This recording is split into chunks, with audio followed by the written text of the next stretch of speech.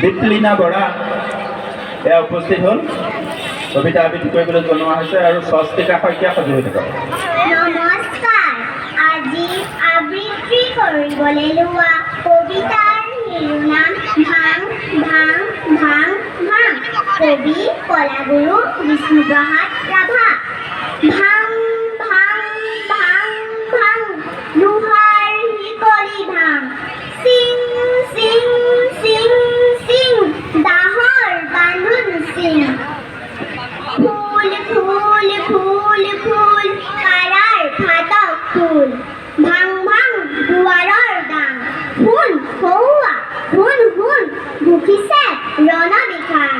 মুক্ত আকাশে উৰে দীপ্ত ৰঙা নিচান। ৰক্তেৰে ৰঞ্জিত সূৰুজ উদয়মান। ফুল মুকুটিৰ সূৰুজৰ আপাৰ। হালোৱা সজোৱা হেৰৌ মজদুৰ কিখান।